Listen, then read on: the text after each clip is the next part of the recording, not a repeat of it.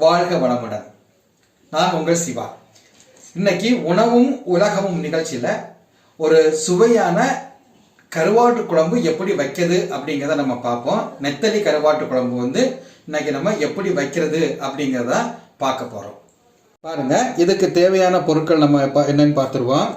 ஒரு கத்திரிக்காய், ஒரு சின்ன கத்திரிக்காய் எடுத்துருக்கிறேன். அதுக்கப்புறம் ஒரு வாழைக்காய் எடுத்துருக்கிறேன். அதில் ஒரு 2-3 துண்டு முருங்கைக்காயும் வெட்டி போட்டிருக்கிறேன். அதுக்கப்புறம் இந்த பக்கம் வாங்க, கழுவி நம்ம சுத்தமாக ஊற வச்சு கழுவி சுத்தமாக எடுத்த நெத்தலி கருவாடு தான் இருக்குதுங்க. அப்புறம் 2 பச்சை மிளகாய் எடுத்துருக்கிறேன். ஒரு எலுமிச்சை அளவுக்கு புளியை எடுத்து கரைச்சி இந்த சின்ன பவுலில் நான் வச்சுருக்கேங்க. இது இதுவும் ஒரு பகுதியாக வச்சுக்கோங்க. அடுத்த பகுதிக்கு வாங்க. இப்போ இதெல்லாம் வதக்கி அரைக்கக்கூடிய பொருட்கள். இதெல்லாம் தக்காளி, அதாவது ஒரு 2 சின்ன தக்காளியில் 2 எடுத்துருக்கிறேன். கொஞ்சம் தேங்காய் எடுத்துருக்கிறேன். தேங்காய் உங்களுக்கு வேணும் அப்படின்னு சொன்னால் எடுத்துக்கலாம், இல்லைன்னா வேண்டாம் அப்படின்னு சொன்னால் எடுக்காமல் கூட இருக்கலாம், ஒன்றும் பிரச்சனை இல்லை அதில். அப்புறம் சின்ன வெங்காயம், ஒரு 10 வெங்காயம், சின்ன வெங்காயம் எடுத்துருக்கிறேன். அதை 2 கட் பண்ணி வச்சுருக்கிறேன். அதுக்கப்புறம் பாருங்கள், ஒரு சின்ன ஸ்பூன் அளவுக்கு ஜீரகம் எடுத்துருக்கிறேன். அப்புறம் ஒரு சின்ன ஸ்பூன் அளவுக்கு மிளகு எடுத்துருக்கிறேன். ஒரு 7 பல் இருக்குது, 7 பல் பூண்டு எடுத்துருக்கிறேன். அப்புறம் இதெல்லாம் வதக்கி அரைக்கிறது கொஞ்சம் வத்தல் பொடி, மல்லிப்பொடி, ஏன்னா சீரகம் எடுத்துருக்குறோம், இங்கே மல்லி பவுடராக எடுத்துருக்குறோம். இப்போ இது இவ்வளோத்தையும் நம்ம வதக்கி அரைக்க போகிறோம்.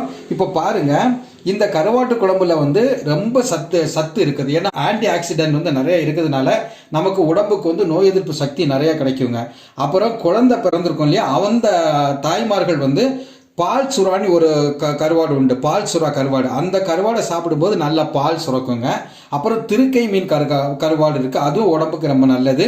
இப்போ நம்ம கருவாட்டு குழம்பு வைக்கிறத பார்க்கலாம். பாருங்கள், இப்போ வதக்கிறதுக்கு நான் கொஞ்சம் ஒரு 2 ஸ்பூனு நல்லெண்ணெய் முதல்ல விடுறேன். இந்த சட்டியில் நல்லெண்ணெய் விடுறேன்.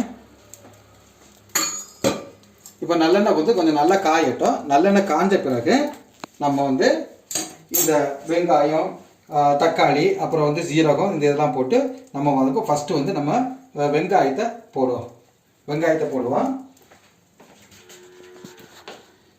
எண்ணெய் கொஞ்சம் காஞ்சி வருது. இப்போ இன்னொன்றுங்க, இந்த கருவாடு இருக்குது. கருவாடு நல்ல உடம்புக்கு சக்தி கொடுக்கக்கூடியது அப்படின்னு நான் ஏற்கனவே சொன்னேன். இந்த இருமல், சளி இவங்கெல்லாம் இதெல்லாம் இருக்கவங்க இந்த கருவாடை சாப்பிட்டா ரொம்ப ரொம்ப ரொம்ப நல்லதுங்க. நாள்பட்ட இதெல்லாம் நமக்கு நல்ல குணமாகும். அதே மாதிரி ஆஸ்மா அந்த பிரச்சனை இருக்கிறவங்களும் இந்த கருவாடு குழம்பு வாரத்துக்கு ஒரு நாள் வச்சு சாப்பிட்றது ரொம்ப நல்லதுங்க.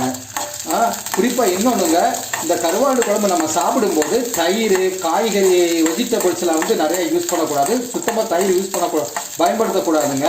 அதை எப்பவுமே நம்ம ஞாபகத்தில் வச்சுக்கணும். இன்னொன்று முக்கியமான விஷயம் என்னென்னா, நம்ம வாரத்துக்கு ஒரு நாள் உடம்பு முழுவதும் எண்ணெய் தேய்ச்சிட்டு அப்படியே நம்ம உட்காந்துட்டு குளிப்போம். அந்த நாட்களில் உடம்பு முழுவதும் எண்ணெய் தேய்ச்சி நல்லெண்ணெயோ அல்லது தேங்காய்யோ தேய்ச்சிட்டு நம்ம உட்காந்துருப்போம் இல்லையா, அன்னைக்கு கருவாட்டு குழம்பு சாப்பிடக்கூடாதுங்க.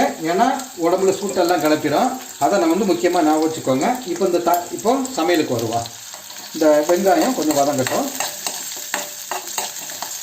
அதாவது தீயை நான் ரொம்ப குறைவாக தான் வச்சுருக்கிறேன். நீங்கள் பாருங்கள், தீயை ரொம்ப குறைவாக வைக்கணும். இல்லைன்னா வெங்காயம் என்ன ஆகும்னா டக்குன்னு உங்களுக்கு கரிஞ்சிடும். அப்படி கரியக்கூடாது. இந்த இளந்தீயில் வதக்குறது தான் நமக்கு குழம்புக்கு எப்போவுமே நல்ல ருசியாக கொடுக்குங்க.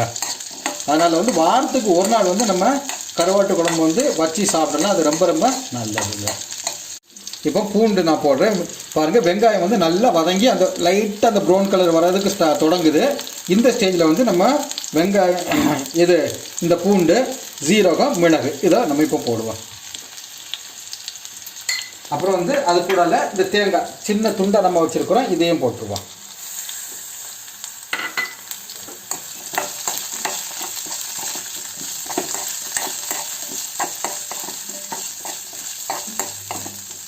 இப்படி ஒரு 30 செகண்ட் நான் கொஞ்சம் அப்படியே வதங்கினாலே போதும். இந்த பூண்டெல்லாம் உடனே எண்ணெயில் வதங்கக்கூடிய பொருட்கள் தான். பாருங்கள், ஒரு 30 செகண்ட் இப்படியே வதக்கினா, அரை நிமிஷம் இப்படி போட்டு வதக்கினா போதும். பாருங்கள், நல்லா அந்த சீரகம் எல்லாமே லேசாக ஒரு மனம் வருது. இந்த ஸ்டேஜில் நம்ம இந்த நிலையில் தக்காளியை வெட்டி வச்சுருக்கோம் இல்லையா, இந்த தக்காளி நம்ம சேர்த்துப்போம். இந்த தக்காளி உங்களுக்கு எப்படின்னு சொன்னால், அந்த தோல் அப்படியே ஒரு கங்குனது மாதிரி வரும். தோல் லேசாக உரியக்கூடிய பக்கத்தில் நம்ம வதக்கினாலே போதும். ஃபுல்லாக போட்டு அதை பேஸ்ட் மாதிரி ஆக்கி வதக்கணுன்ட்டு வேண்டாம். ஏன்னா மிக்சியில் லேசாக நம்ம அடிப்போம். பாருங்கள், இந்த தோல் லேசாக உறிஞ்சு வரக்கூடியது மாதிரி நமக்கு தெரியும் இல்லையா, அந்த நிலை வரைக்கும் தான் நம்ம தக்காளி வந்து வதக்கணும்.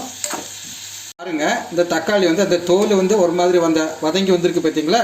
இந்த ஸ்டேஜில் வந்து நம்ம இறக்கிடணும். ஆஃப் பண்ணி வச்சுட்டு இதை இனி என்ன பண்ணணும்னா மிக்சியில் போட்டு அடிக்கிறதுக்காக ஒரு 10 நிமிஷம் வந்து சூடாக வந்து கொய்யணும்லையே அதுக்கு ஆற வச்சுருவோம். பாருங்கள், இப்போ வதக்கி வச்சது நல்லா சூடுலாம் ஆறி நல்லா வந்துடுச்சு. இப்போ வந்து இதை நம்ம மிக்சியில் போட்டு அடிக்கிறதுக்கு மிக்சியில் நம்ம வந்து இதை மாற்றுவோம். ஸோ மிக்சரில் போட்டு நல்லா வந்து கொஞ்சம் தண்ணி சேர்த்து நம்ம இதை வந்து நம்ம அடித்து எடுக்கணும். பாருங்கள், இந்த கருவாட்டு குழம்பு வந்து சாப்பிட்டுட்டு அது கூட வந்து கீரை வகைகள் வந்து எந்த கீரை வகைகளையும் நம்ம முக்கியமாக எடுக்கக்கூடாதுங்க. அதை ஞாபகத்தில் வச்சுக்கோங்க. அதுக்கு இப்போ வந்து நம்ம காரத்துக்கு வந்து ஒரு 2 ஸ்பூன் வந்து வத்தல் பொடி சேர்ப்போம். நீங்கள் வந்து காரத்துக்கு ஏற்றவாறு கொஞ்சம் கூடுதல் குறைவோ சேர்த்துக்கலாம். ஆக்சுவலாக 2 ஸ்பூன் வந்து போதும். ஏன்னா ஒரு பச்சை மிளகாய் நம்ம வந்து குழம்பு கூடலாம் போடுவோம். இப்போ கொஞ்சம் மல்லிப்பொடி நம்ம எடுத்துப்போம். மல்லிப்பொடி வந்து அது ஒரு 2 ஸ்பூன் 1.5 ஸ்பூன் போடுவோம், போதும். இப்போ இதை வந்து கொஞ்சம் தண்ணி சேர்த்து நம்ம மிக்சர் வந்து நான் கொஞ்சம் நல்லா பேஸ்ட் மாதிரி அடித்து எடுத்துக்கலாங்க. தண்ணி வந்து கொஞ்சம் சேர்த்தாலே போதும். ஒரு 1/4 கப்பு தண்ணி அளவுக்கு தண்ணி சேர்த்தாலே போதும். பாருங்கள், இந்த மாதிரி நல்ல பதமாக மையாக நம்ம அரைச்சி எடுத்துக்கணும். இப்போ இதை வந்து இந்த மீன் சட்டியில் நம்ம 2 கப்பு தண்ணி ஊற்றி மிக்ஸ் பண்ணுவோம். ஏன்னா ஒரு 5 பேர் சாப்பிட்ற மாதிரி நம்ம இப்போ வைக்கிறோம். 2 அல்லது 2.5 கப்பு தண்ணி நீங்கள் சேர்த்துக்கலாம். இந்த மண் சட்டியில் வந்து முதல்ல நம்ம வந்து ஊற வச்சு கழுவி எடுத்த நெத்தலி கருவாடை வந்து நம்ம போட்டிருக்கிறோம். எப்போவுமே மீன் குழம்பு வந்து மண் சட்டியில் வைக்கிறது வந்து நமக்கு நல்ல ஒரு ருசியை கொடுக்குங்க. அதனால் குறிப்பாக மீன் குழம்பு வைக்கிறதுக்கு வந்து மண் சட்டியை நம்ம தேர்ந்தெடுக்கணும். பாருங்கள், 2 பச்சை மிளகு வெட்டி வச்சுருக்கிறேன். இப்போ வந்து அதை நம்ம போடுறோம். அதுக்கப்புறம் வந்து நம்ம வெட்டி வச்சாலே கத்திரிக்காயும் வாழைக்காய் முருங்கைக்காய் இந்த 3ஐயும் வந்து நான் இது கூட இது கருவாடு கூட இந்த சட்டிலே போடுறேன். பாருங்கள், போட்டுட்டு நம்ம கொஞ்சம் புளி கரைச்சி வச்சுருக்கோம் இல்லையா, அந்த புளி தண்ணியை வந்து இதில் விட்டுருவோம். சரி, புளி தண்ணி ஏன்னா தக்காளி சேர்த்துக்கிறதுனால போதுங்க. புளி தண்ணி விட்டாச்சு. இப்போது அதுக்கு அடுத்தால வந்து நம்ம இப்போ அந்த அரைச்சி வச்சுருக்கேன் இல்லையா, அதையும் இதில் விட்டுக்கலாம். இப்போ நான் வந்து சுமார் ஒரு 1.5 கப்பு தண்ணி சேர்த்துருக்குறேன். என்ன ஒரு கப்பு தண்ணி நம்ம சேர்த்துக்கலாம். தண்ணி வந்து கூடுதல் குறைவு சேர்க்குறது நீங்கள் இப்போ எனக்கு வந்து கொஞ்சம் நல்ல தண்ணியாக வேணாம், கொஞ்சம் நல்ல கட்டியாக வேணும் அப்படின்னு சொன்னால் அதுக்கேற்றவாறு நம்ம வந்து தண்ணியை கொஞ்சம் குறைவாக சேர்த்துக்கலாம். இல்லை கொஞ்சம் ஒரு 5 பேர் சாப்பிட்ற மாதிரி அதை பொறுத்து நீங்கள் வந்து டிசைட் பண்ணிக்கோங்க. இப்போ இந்த மூடியிலே நான் வந்து கொஞ்சம் மசாலா இருக்குது, அதுக்காக நான் கொஞ்சம் தண்ணி சேர்த்துருக்குறேன். போதுங்க தண்ணி. கொஞ்சம் தேவையான அளவுக்கு வந்து உப்பு போட்டிருக்குறோம். போதும், உப்பு தேவைன்னா போட்டுக்கலாம் கடைசியில் பார்த்துட்டு. இப்போ இதை வந்து நல்லா கலக்கி நம்ம இது பண்ணிக்கலாம்.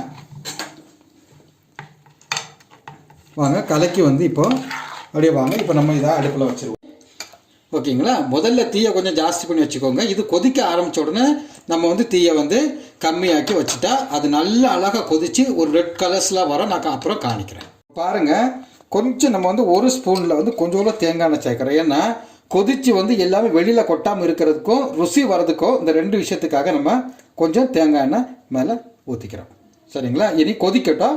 அதுக்கப்புறம் பக்குவம் வந்தோடனே நம்ம எப்படி பக்குவம் வந்திருக்கு அப்படிங்கிறத பார்க்கலாம். பாருங்கள், இப்போ நம்ம வந்து கொதிக்க வச்சு இப்போ ஒரு 1/2 மணி நேரம் கழித்து நம்ம வந்து தீயை சிம்மில் வச்சுருக்கிறோம். கழித்து ஓப்பன் பண்ணுறோம். பாருங்கள், பார்க்குறதுக்கே ரொம்ப அழகாக இருக்கும். அந்த சைடோடி பாருங்கள், அந்த பக்கத்துல எல்லாம் சிகப்பு அப்படியே அழகாக வந்திருக்குது. இதுதான் அந்த பக்குவத்துக்கு வந்திருக்குது. இப்போ நம்ம வந்து இதில் கருவேப்பிலையை கொஞ்சம் போட்டுப்போம். ஏன்னா மணத்துக்காக கருவேப்பிலையை கொஞ்சம் போட்டு இப்போ நம்ம இறக்கி வச்சாச்சுன்னா சுவையான நெத்திலி கருவாட்டு குழம்பு நமக்கு தயாராகிடுச்சுங்க. நெத்திலி கருவாட்டு குழம்பு உங்களுக்கு பிடிச்சிருக்கும் நான் நம்புறேன்.